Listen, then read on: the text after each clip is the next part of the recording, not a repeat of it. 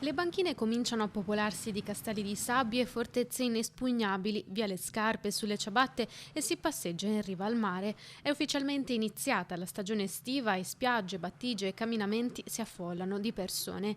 Grandi numeri quelli dell'apertura stagionale a Jesolo, complici le temperature più che miti che hanno lanciato il litorale già nel mese di aprile. Il movimento, i nostri clienti affezionati, sia vicini ma anche stranieri provenienti dall'Austria ma anche dalla Slovenia, dall'Ungheria, ricordiamoci che i paesi dell'est sono sicuramente flussi turistici in crescita, ci hanno dato un ottimo aprile per gli alberghi che erano aperti e quindi le prospettive sono sicuramente delle prospettive per la stagione importanti. Bene il primo weekend di maggio in cui molte persone hanno approfittato del Ponte Lungo. Il tasso di occupazione è intorno al 95%, in alcuni alberghi anche il 100%. Una stagione che inizia bene e non manca l'ottimismo tra gli albergatori nonostante la guerra in corso e i rincari che essa comporta. Riscontri che poi possono esserci nell'aumento dei prezzi del petrolio, nei movimenti, nelle tratte aeree, abbiamo molti clienti che arrivano in aereo e quindi questo ci preoccupa.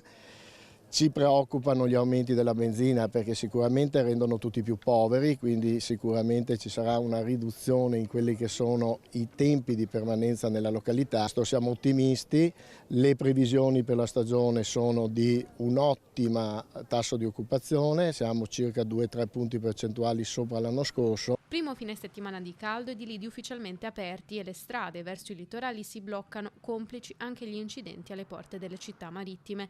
Ma nonostante questo, chi è a casa non rinuncia ad andare al mare. Una necessità dopo tanti mesi d'inverno e di freddo. È bellissimo, è sempre un piacere venire qui. Sì, assolutamente, è una giornata bellissima.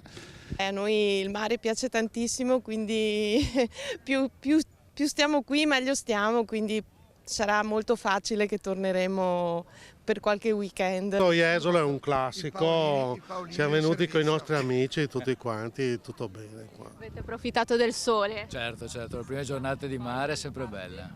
Fosse così tutto l'anno.